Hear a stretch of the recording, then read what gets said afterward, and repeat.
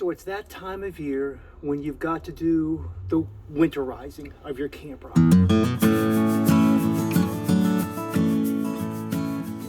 I hate this time of year because I know it's going to get cold and I want to be out camping somewhere.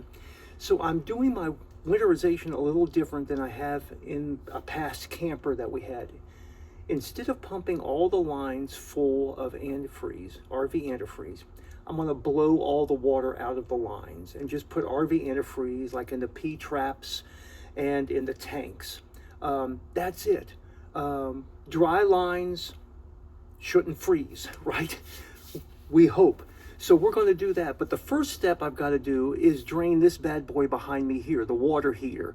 So let's do that. I have here tools that were provided by Casita for me. This is a 1 16th inch, half-inch socket with a 3-inch extension, and then my half-inch Craftsman socket wrench. So we're going to take this off here.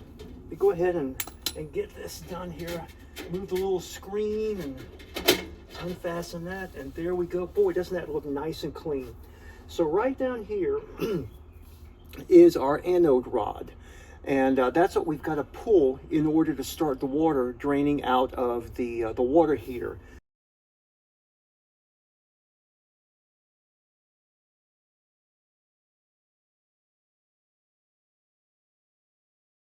So let's go ahead and we're going to put our socket on that, and we're going to get this out of here. So let's see what we can do. That's tight, righty tighty, lefty loosey.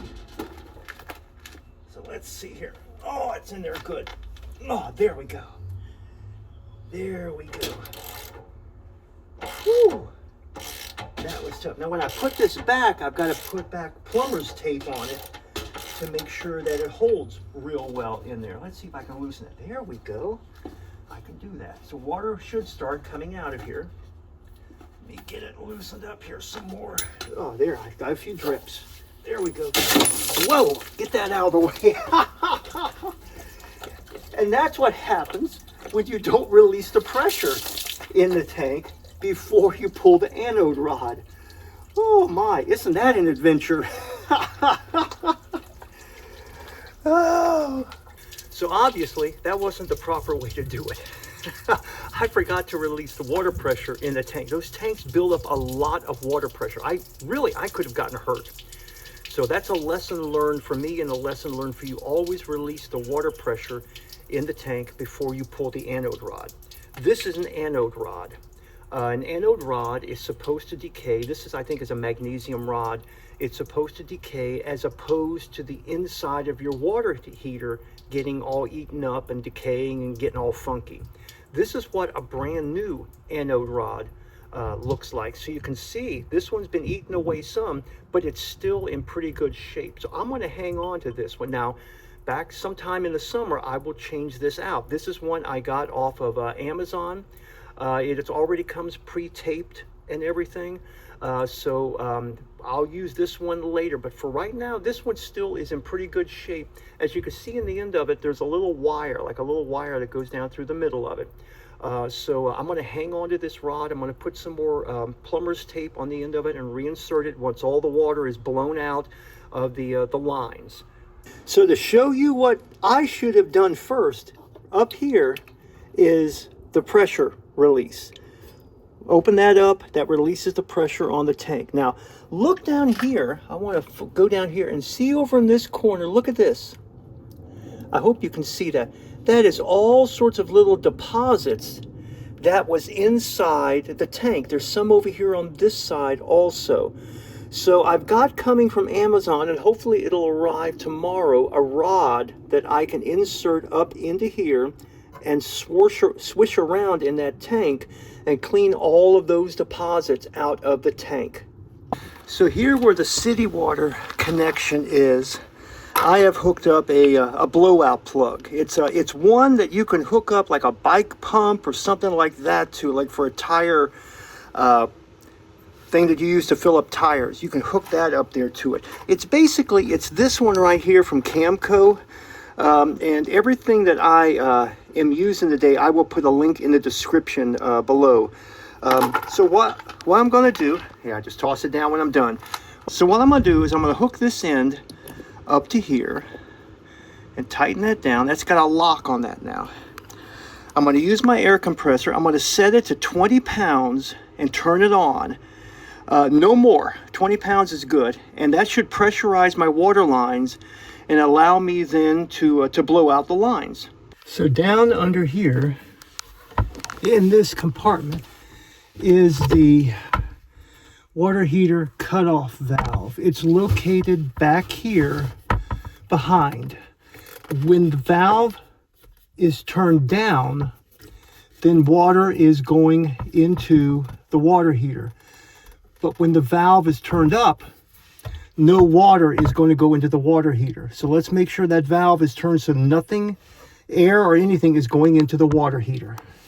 So as you can see, I've got it set to 20 pounds. I'm going to turn it on and then go inside and turn on the furthest faucet from here. And in the Spirit Deluxe model, that will be the one that is at the kitchen sink. So let's press this and see what happens. So we've already drained some of the water out. You can hear some of the water still flushing around in there. So that's on the cold side. Still more coming out. I'm going to turn it over here to the hot side. And let's see what we can get flushed out of there. There you go.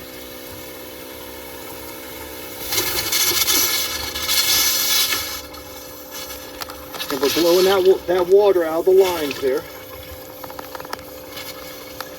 And I'm catching it in a bucket because I don't want it to go down into the water tanks. And then I'm going to go back to cold here. So just back and forth and let it flush. So now we're going to flush the water out of the lines here in the bathroom, in the toilet. And then finally in the sink here. First the cold. So that's the cold. Now we're going to do the hot.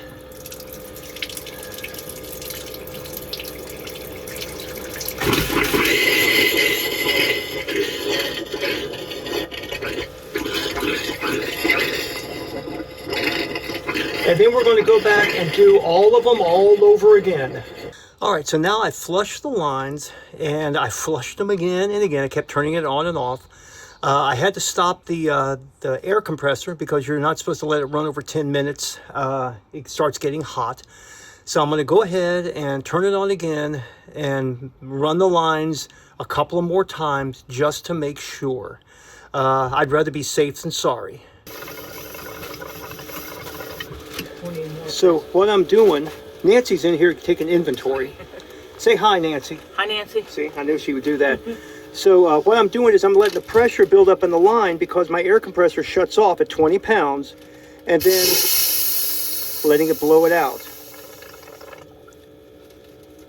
So I'm going to continue to do that until I'm satisfied that there's not hardly any water left in the lines. So I've blown them out a few times just to make sure. I still hear a little gurgle, but I don't think that's anything but maybe just a little loose water down in the pipes.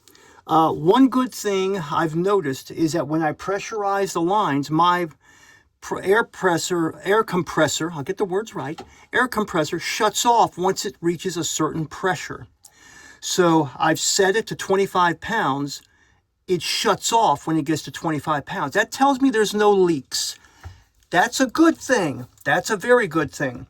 So I'm going to, again, turn it on one more time, make sure it's blowing real good, and then we'll continue on with the winterization.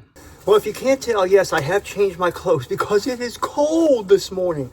Woke up and it's very chilly this morning. So it's only about 45 degrees right now. So I'm bundled up a little bit. I have here in my hand what I'm going to use. It finally came to clean out the water heater on the camper. What you do is you insert this end up into the water heater. There's different adjustments that you can make on it, and squirt it around in there. You push down on this, that lets the water go through, and you basically clean it out. Once you clean it out, then you let all the water come out of the water heater. Hopefully that'll get out any debris or any little crumblies, whatever is in there. I'm going to go ahead and hook this up and give it a shot. So I've got it inserted up into it. All I'm going to do is push down this, and that's going to spray water all up in there,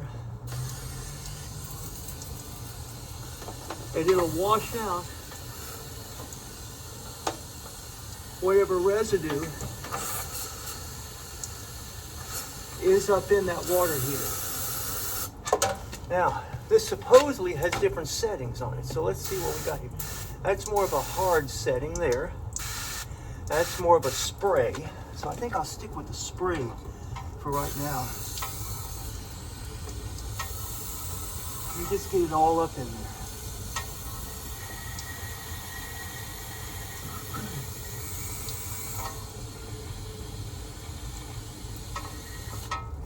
All right, let's see if we can blast a little off.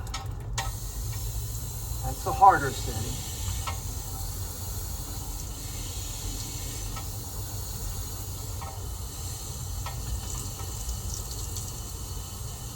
All right, buy one with a metal probe on it.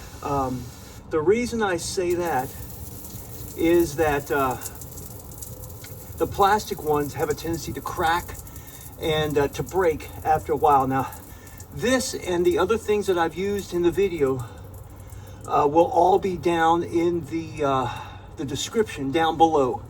So you can go down there and check it out. Now, what I'm going to do is I'm going to let this drain, and I can see some deposits here that did flush out.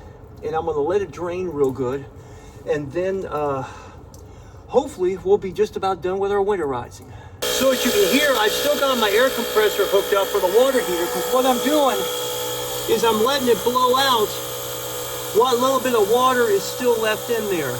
Once that blows out sufficient, then what I'm going to do is I'm going to leave it open. I'm going to keep the anode rod in the camper and leave this opening open. I do have bug screens, so I don't have to worry about bugs or anything getting in there.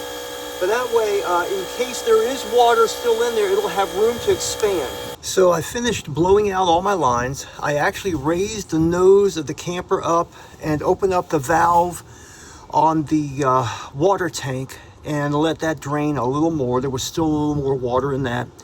I'm going to blow everything one more time just to be safe, since this is my first time doing this. So I'm back in my house after doing all that outside because it was cold. My hands are like ice. The last thing I did, and I didn't record it because most people should know how to do this, was I was extra cautious. It's my first time doing this, so I am just don't want to do it wrong. So what I did, I got about almost 3 gallons of RV antifreeze, poured it into the freshwater tank, tilted the camper back at an angle, and turned on the water pump. Let the water pump pressurize, and then I turned on, first at the kitchen sink, the cold, and then the hot until they ran pink, just a little pink in the water. I did the same thing to the bathroom, cold, hot, watch it for it to run pink. The toilet, flush it till it runs pink. And then also, don't forget the outside shower. I ran that also until it ran pink. Turned it off, shut everything down, and everything looks good. My soul is at rest. It's just me, I'm overly cautious. I know a lot of people blow them out and then they're satisfied with that. This is my first time. So I wasn't satisfied, and I'd rather be safe than sorry. And what's the price of almost 3 gallons of RV antifreeze? It's not that much. So anyhow, just wanted to let you know that. So we'll see how all that works out. But I hope this has helped you and encourage you that it can be done. It's not that hard. It's time consuming.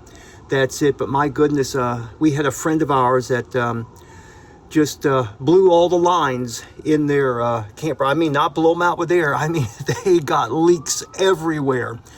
And I think it was just they had bought the camper used, and I think the people before them had winterized it properly or taken care of it. And next thing you know, they hooked it up to water and leaks everywhere. So winterize and do it right, and it'll save you a big hassle down the road. I hope you all have enjoyed this. Check out my other videos. We do have channel memberships that allow you to access videos sooner. And if you have questions or whatever, just send me a message. I answer every single one of them. Thanks a lot for watching. God bless. All right. Let's give this a shot here. Whoa, that didn't work. Let's try that again. Go.